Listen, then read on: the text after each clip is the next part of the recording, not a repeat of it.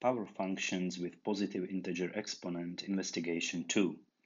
In this investigation, we will study the properties of functions of the form y equals k times x minus p to the power of n plus q, where n is a positive integer, k, p, and q are real numbers, and k is different from 0. So I will copy this function here. So it's the function f, and the formula for it is y equals k times x minus p to the power of n plus q. Okay, so this is the function that we are talking about. Now imagine what happens when p is 0 and q is 0. What we get by substituting these two zero values is a different function that I will call f sub 0, and this function has the form y equals k times x to the power of n. And these two functions are very important today, actually, in this investigation. So let us look at part A. Investigate the impact of the change in the value of k on the graph of the function f sub 0, y equals k times x to the power of n. So in part A, we will investigate this function and especially the impact of the value of k on its graph. So this is a simple power function, and what we have to do, we have to use the GeoGebra app. If you click on this link, you get a prepared model that I have prepared for you in advance, and you can work with it. I have it on my computer, so I will use it directly now. So the questions here, we have to learn what the effect of the change in the value of k is on the graph, what happens when n is even and odd, with what happens with the graph, what happens when k is positive, negative, and when the modulus of k increases and when it decreases. Okay, so let's start with this investigation. So here is the model. This is the power function x to the power of 3. And since k is 1, so it's just 1 times x to the power of 3. So it's a simple power function y equals x to the power of 3. Now, you notice that it passes through three familiar points, 0, 0, 1, 1, and minus 1, minus 1. Now we can observe what happens when I increase k. So I increase it now to a greater and greater value. And what you may notice is that the graph stretches in the vertical direction and all its points move away from the x-axis. So it becomes stretched like this. So let me move the function value back to number 1. So it's just k equals 1. And now I will observe a different effect. What happens when k decreases but is still positive? So I will now take the value of k between 0 and 1. So I decrease k from 1 to 0.9 and so on. And you may see that the graph shrinks in the vertical direction like this. Well, now k is 0, but this value is forbidden, so we are not interested in this case. Okay, so between 0 and 1, the graph is shrinked, and you may see the coordinates of these cardinal points that the graph passes through, that they are, as you can observe in the simulation. So this is the situation when k is positive. When k is positive and greater than 1, the graph is stretched away from the x-axis. If k is positive and between 0 and 1, the graph is shrinked like this. Now, let us take a negative k value. So say k is negative 1 now.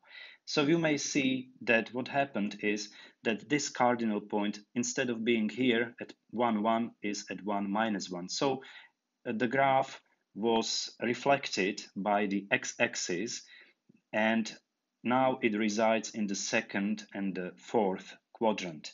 Now, as I decrease the value of k below negative 1, it becomes stretched like that, okay? And if I come back to -1, k equals -1 now, and increase its value towards 0, the graph becomes shrinked. Well, what we may talk about is the modulus of k. So now the modulus of k, for example, is just 0.2. And if I move the slider into this to the left, I increase the modulus of k because it becomes greater and greater. The modulus is always positive. So when I increase the modulus of k over the value of 1, the graph becomes stretched away from the x-axis. And when I decrease the modulus of k towards 0, from 1 towards 0, well, it becomes shrinked. So this is perhaps the effect. Well, we may check whether this is true also for the value of n which is even. So for example, this is the even value, n equals 4. So in this case, this is the function y equals x to the power of 4. And when I increase k, again, it becomes stretched. This is the increase above the value of 1. Now, when I decrease the k and give it a value between 0 and 1, the graph becomes shrinked like this. Now k is 0. This is not interesting, but let us take negative values of k. So you see this time the graph resides in the third and the fourth quadrant, and the greater the modulus of k, the more stretched it is, like you may observe here in the simulation. Okay, so let's move back. I take k equal 1 and go back to the presentation. So I think that we successfully have answered all these questions. So what happens when k is positive, negative?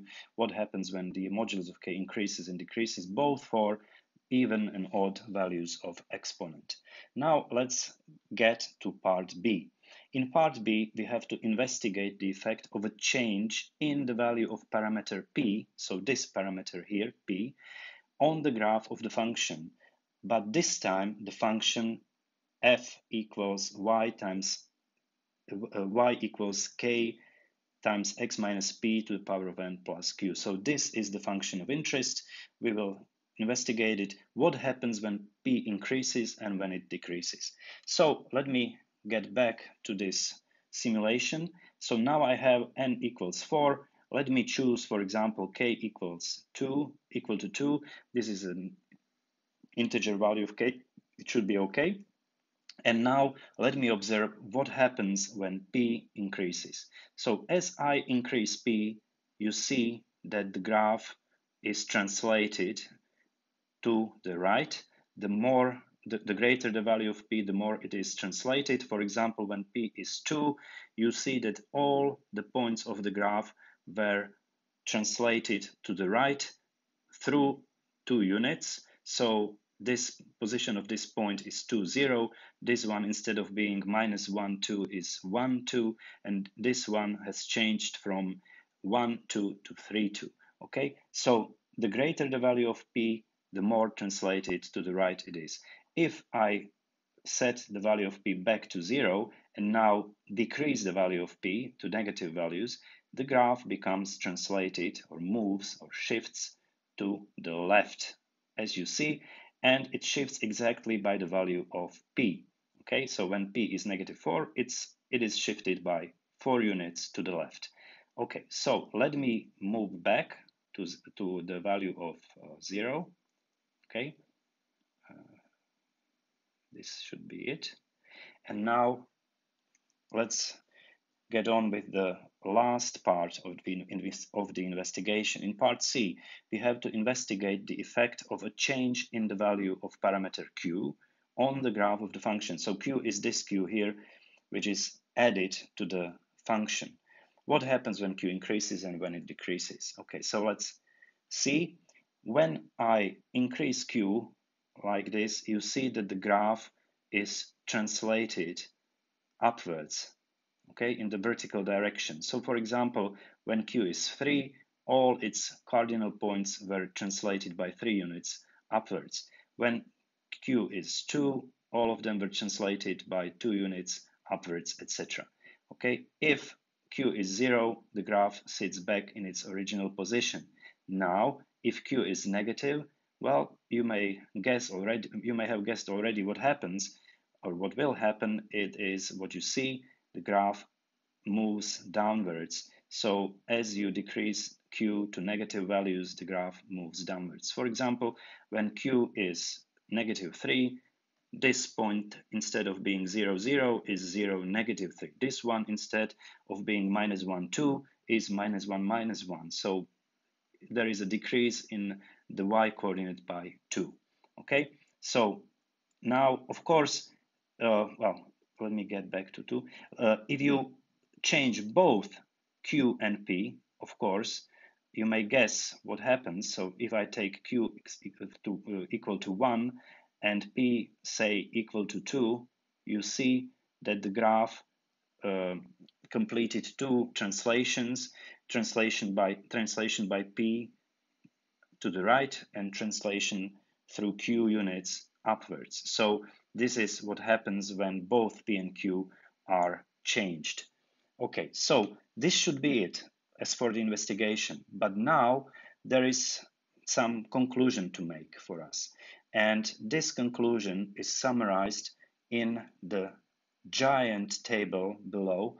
So it's a theorem, properties of power functions f sub 0 y equals k times x to the power of n, where n is a positive integer, k is a real number different from 0. So this table summarizes all the facts about these power functions, k times x to the power of n. So you may see that first we think about the case when k is positive, and we distinguish two situations here: the situation in which we have an even power n, and a situation in which the power n is odd. So you see the typical shapes of the graph, and the cardinal points, the points through which it passes always, are listed in the graphs. Now, the second situation is situation when k is negative, and when k is negative, again, here we have the situation when the power is even, and here the situation in which the power is odd. So what I advise you is to look at this table and think about it. What I can do now is just quickly go through some properties. So let's look here at this graph. There are the typical function properties, like the domain of the function, which is the set of all real numbers, the range, which is the set of all non-negative values of y. You see, well, the function is strictly decreasing on the interval from -infinity to 0, so it is strictly decreasing here, but it's strictly increasing on the interval from 0 to +infinity. The function itself is even. It is bounded from below by 0. It is not bounded from above, as you may see. It's not one-to-one because it breaks the horizontal line test, so it's not one-to-one. F sub 0 has a strict minimum point at 0, so this is the minimum point. F sub 0 has not got any strict maximum point. There are not maxima in this graph. And the properties regarding the endpoints of the graph. So as x increases or tends to +infinity, so as we move to the right, y value tends to +infinity also, and as x approaches -infinity, y approaches +infinity. So that is true for this graph. So this is the case when n is even and k is positive. Now let's talk about the case when k is positive and n is odd. Like here you see the domain is the set of all real numbers, so also the range. F sub 0 is strictly increasing on the whole domain, so no need to establish on what interval it is true. It's true on the whole domain. F sub 0 is odd, as may be seen from the fact that the graph is symmetric with respect to this origin of the coordinate system. F sub 0 is not bounded from below, nor it is bounded from above. It's one-to-one, as may be tested by the horizontal line test. There is always only one intersection. F sub 0 has not got any strict maximum point, nor has it got any strict minimum point. Well, and the end properties, as x approaches positive infinity, y approaches positive infinity, and as x approaches negative infinity, y approaches negative infinity. So much for this function. Now, the third situation, when k is negative and n is even, well, the domain then is the set of all real numbers. The range of the function comprises just the negative values and the value of 0. F sub 0 is strictly increasing on the interval from negative infinity to 0, and it's strictly decreasing on the interval from 0 to positive infinity. F sub 0 is even, as may be seen. Well, you can see it on the graph, well, because the graph is symmetric with respect to the y-axis. F sub 0 is bounded from above by 0, okay, so this is the bound, from above, okay. Now, it's not bounded from below. F sub 0 is not 1-to-1, because it breaks the horizontal line test. F sub 0 has a strict maximum point at 0. F sub 0 has not got any strict minimum point. You see it yourself. And as x approaches positive infinity, y approaches negative infinity. And moreover, when x approaches negative infinity, y approaches negative infinity. The last situation, k is negative and n is odd.